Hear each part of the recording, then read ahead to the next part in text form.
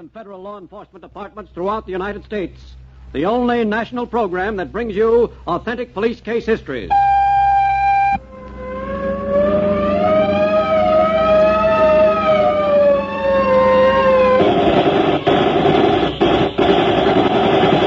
Tonight, Gangbusters presents the case of the appointment with death, when a courageous policewoman waited for a deadly killer whom police didn't even know.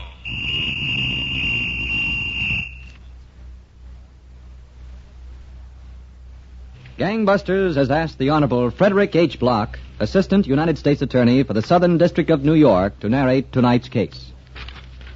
Thank you, and good evening, Gangbusters listeners. Let's start tonight's case in a second-floor room of a dingy rooming house near the Bay section of a large eastern city. It was 5 o'clock in the morning, and persistent pounding on the door of Vicky Chester was needed to awaken her. She was by trade a night spot hostess and had retired only an hour before. For a moment, Vicky sat on the edge of the bed. Then, as the door pounding persisted, she slipped on a light negligee and went to the door. Oh, all right. Take it easy. 5 o'clock in the morning. Oh, who is it? Come on, let me in.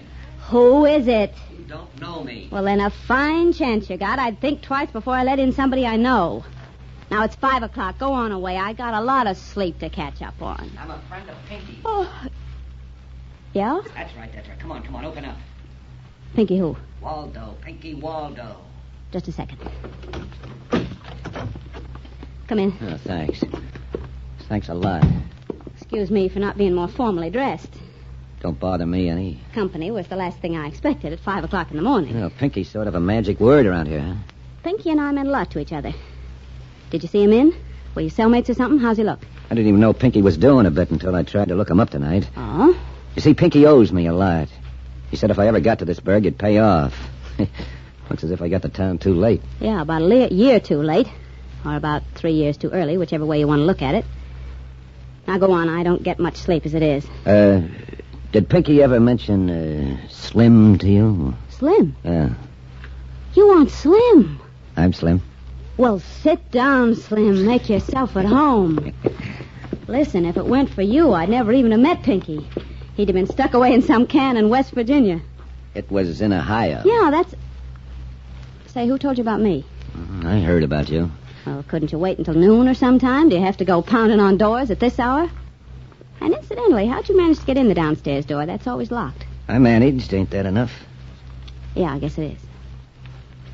What you want with Pinky? I'm broke. Well, don't look at me. I ain't no good for a touch. No, it's not a touch I'm looking for. I just want somebody with connections to get me a heater. Oh. Who do you know? Listen, Slim. You look like a nice guy, but I don't want to get mixed up in anything. Well, what are you going to get mixed up in? All I want you to do is to tell me where I can get my hands on a gun, cheap. Well, Now, look, I'm trying to make enough to get to Arizona. There's a good deal waiting for me there. I had a bundle, but it was chump enough to get in a crap game in Jersey City. Took my last nickel to come here and look up Pinky. Well, Pinky can't do you no good now, not from where he's sitting. No, but you can. Come on, now, how about it? Where can I get my hands on a gun? All right, okay. I work at a joint called The Barrel over on... Yeah, I know. I was there. It was closed. Well, they got laws about closing, you know. What about the heater? You come around to The Barrel about 10 o'clock tonight. There's a guy I'll introduce you to. He can take care of me? If I recommend you, yeah. Good. You know, you ain't bad looking, you know. I don't want to waste any time. How long are you going to be around here, Slim? Not any longer than I can help it. Oh, yeah. Arizona. You're sure that this connection can furnish me a gun? Relax, Slim. You'll get your heater. Just come around to the joint tonight.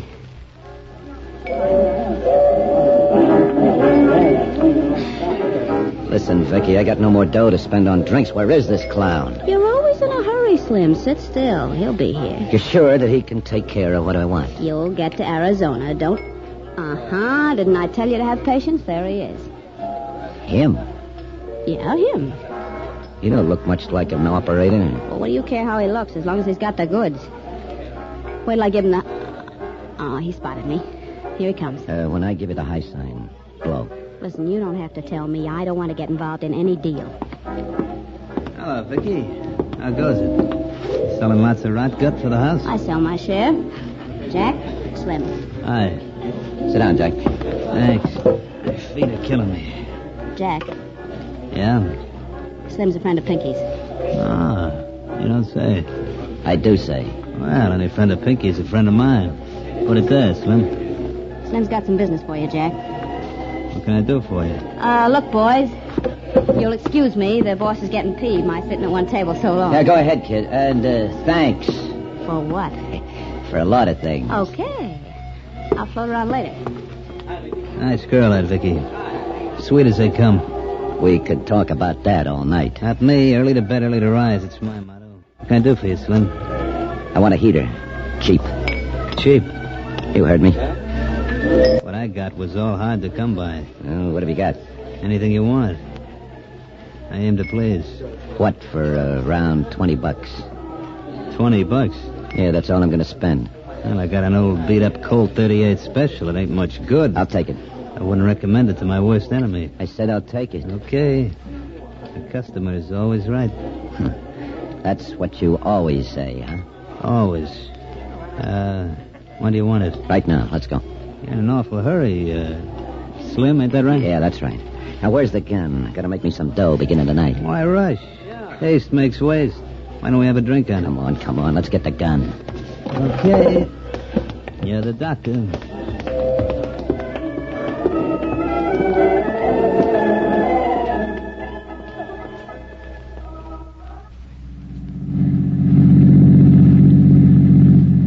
What do you say we take a turn up 80th, Sarge? Sure, Ed. Up and back and we'll call it a night, okay? Yeah, I got... Hey, look at that.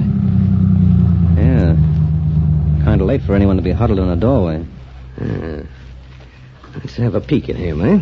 Stay here and cover me, Sarge. Right, Ed.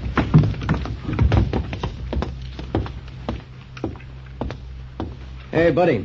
We're police officers. That's far enough, Copper. Watch him! Halt! Police officer! Halt! Halt!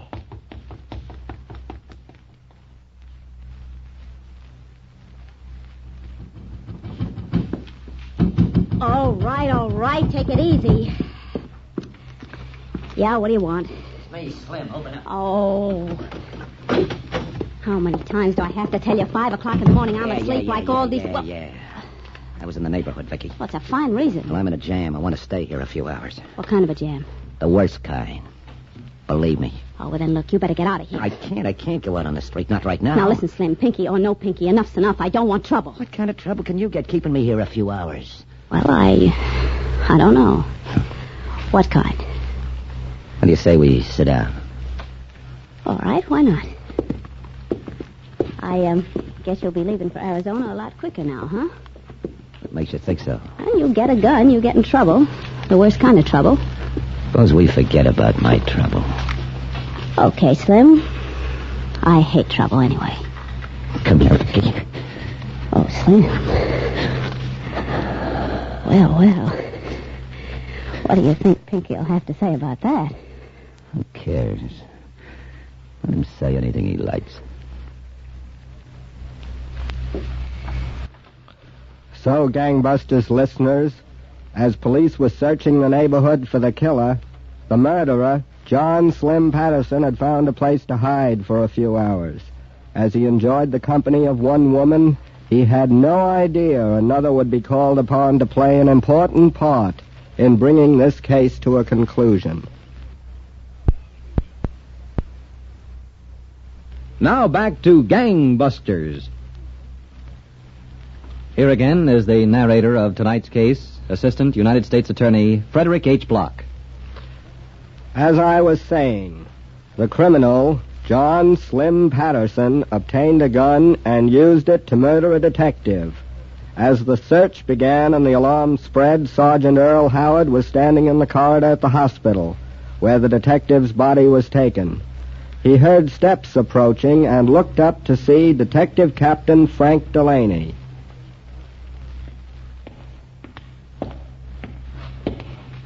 Hello, Sergeant. Captain, he's dead, Captain. He was dead on arrival. Yes, I heard. What about his family? They've been notified? Yes, they're all in there. I'd like to talk to him. Come on. Helen Branch. She's a policewoman attached to the forgery squad. She's a friend of the family, Captain. She brought them. Yes, I know.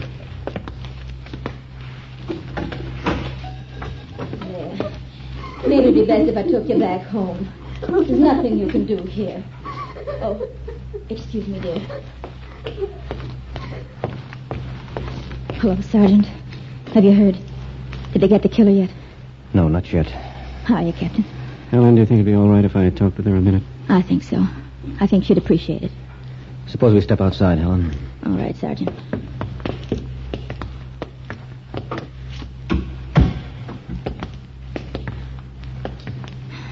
That's an awful thing. For them to wake her in the middle of the night. For them to tell her husband's dead. Yes, I can imagine. Every time he went out on duty, she was afraid it would happen. For years, every day she was afraid. Now she doesn't have to be afraid anymore. Look, Helen, when you go back in, would you tell her we're doing everything we can to get the killer? I wish I could be assigned to it. I wish I could do something. It's going to be a tough job. If there's ever anything I can do, call on me. Promise you'll call on me, Sergeant. All right, Helen. I promise.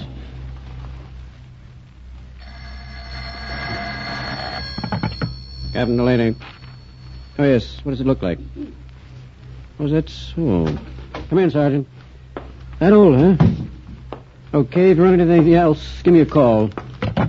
Hello, Captain. Sit down, Sergeant. Thanks. That was a report of the bullet that killed Ed. Oh? It was a .38 caliber slug. Apparently, it came from a Colt Special. 40-year-old Colt Special, at least 40. The grooves run counterclockwise in the slug. Mm-hmm. Haven't made that type of gun in 40 years. What's new with you? Oh, nothing much. We spend all day shaking down rooming houses in the neighborhood. Not a trace of him.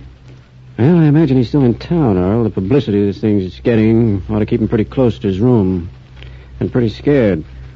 Captain, I'd like to try something. What? Well, maybe this guy has a room in that neighborhood. Maybe he hasn't. Seems to me more of a cinch that he's been hanging out in one of the joints down there. Mm-hmm. Well, suppose I pack a bag and visit a few of them. Suppose I get the word around that I'm a hot customer from Philly. Maybe you got an idea, Earl. I don't think there's anything to lose except a little time. And maybe I can make connections that'll lead me to the right guy. Okay, Earl. Have a try at it.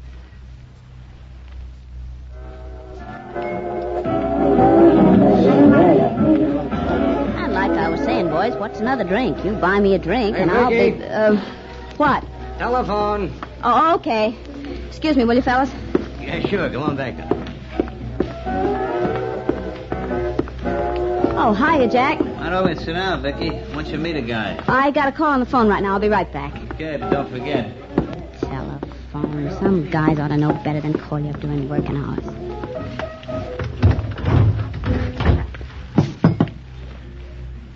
Hello? Vicky, Yeah. Who is this? Slim. Slim, I thought you'd be halfway to Arizona by now. Well, I decided to stick around till things cool off. Look, Vicky, I gotta see you. Listen, Pinky won't be a friend of yours if he finds out what's been going on. Forget about Pinky. Well, look, why don't you drop in here to the joint? Jack's here, and... You think I'm crazy? All right.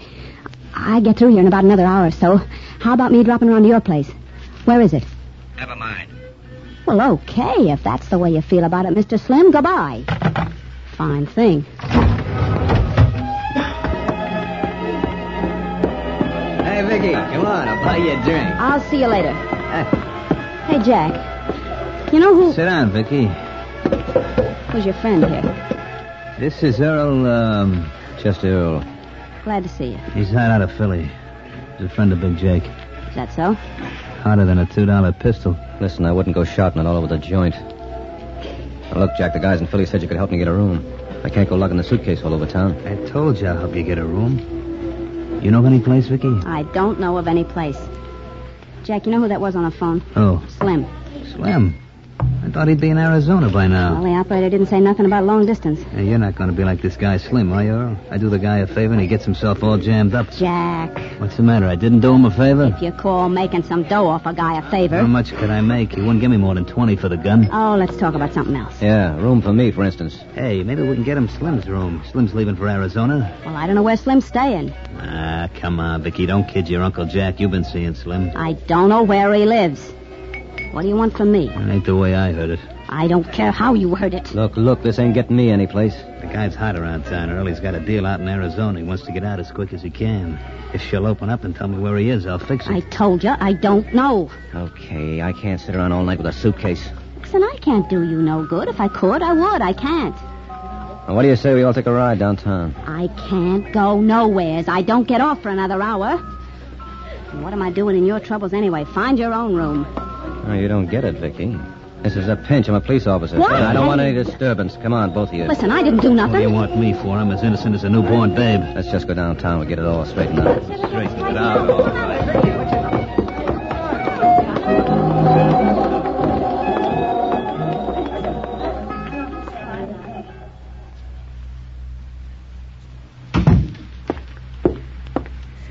Well, Captain, I put away for the night. Well, I think they've told us everything they know. Yeah, so do I. Sit down, Earl. Thanks. It was a nice piece of work. Yeah, a lot of good it does.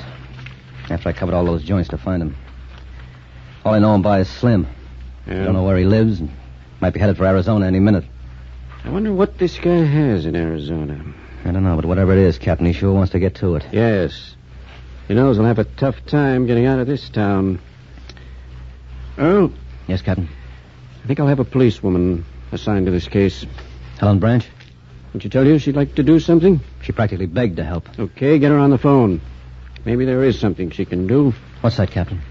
This Slim, whoever he is, wants to get to Arizona. He knows we've got a good idea of what he looks like. He knows we've got the railroad stations and the buses watched. He's read about the roadblocks.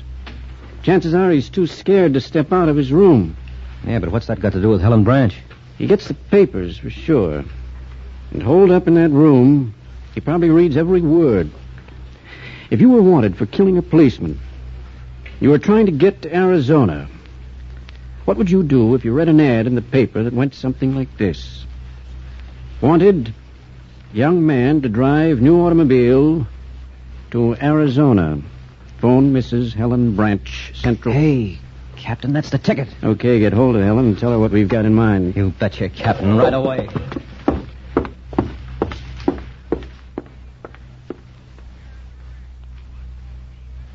What do you think, Sergeant? Do you think he didn't see the ad? Maybe, Helen. It was in this morning's paper. If he hasn't seen it by now... Oh, well, I guess it's too much to hope for. And you know how it is in this business.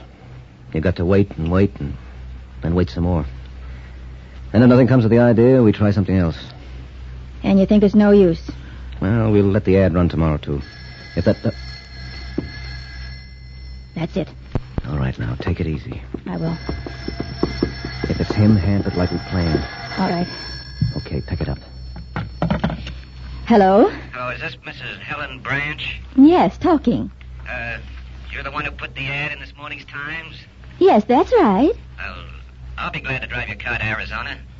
The ad didn't say, are you going along or is it going empty? Oh, I'm going along. I just didn't want to do all the driving. When were you counting on leaving? Tomorrow sometime. Well, that's okay with me. We'll have to exchange references, I suppose. Why don't you come over? I live at... I can't make it just now. Oh, well, can we meet someplace? Yeah, I guess we'll have to. Do you want to give me your name and phone number?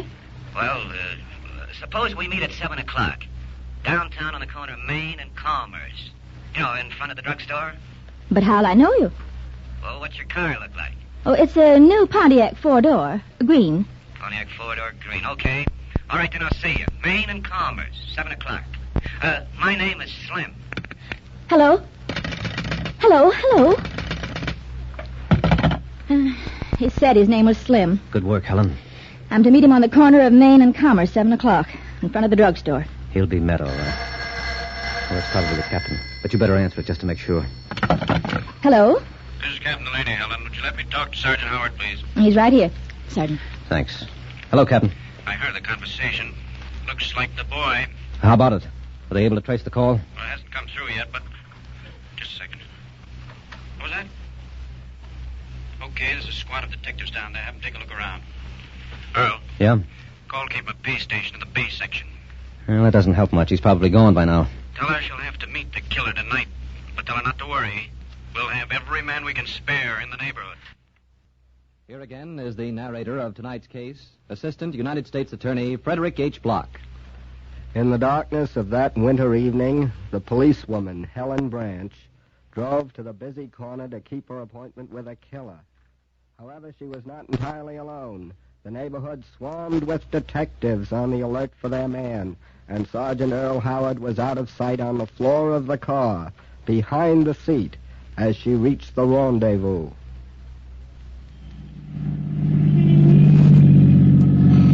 We're lucky. There's a parking space. All right, pull in. Now turn off the motor. I don't see him, Sergeant. Well, if he's here, he'll take a little time to look around. Just doesn't seem... Sergeant, there's a man. He's coming. Does he fit the description? I can't tell yet. Yes, he does. Okay, don't talk to me anymore. Hey, lady. Just a second. I'm Slim. You the lady that's going to Arizona? Yes, I'm the one. Well, move over. I'll get in. We can talk about it. Well, suppose All right, Slim. Hey, what... Police officer, don't move. Now, look out. Behind you, Slim. Take it easy. Yeah, well, I ain't... Watch him! Hold you, don't. That's good. That ought to hold him, Captain. Take care of this guy, man. All right. Come on, you. Nice work, Helen. Thanks, Captain. All right, man. Let's get him in.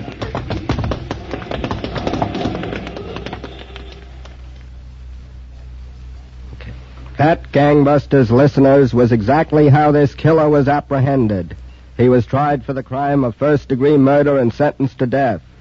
The man who sold him the gun, an almost equal menace to society, is now serving a life term as an habitual criminal. Well, thank you, Assistant United States Attorney Frederick H. Block, for this enlightening case history. And Gangbusters, congratulations to all the detectives who participated in the investigation and to the brave policewoman who was of such great assistance in trapping this murderer.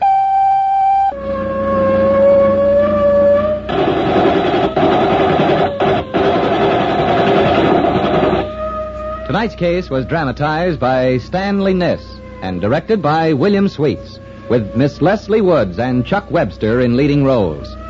Don Gardner speaking.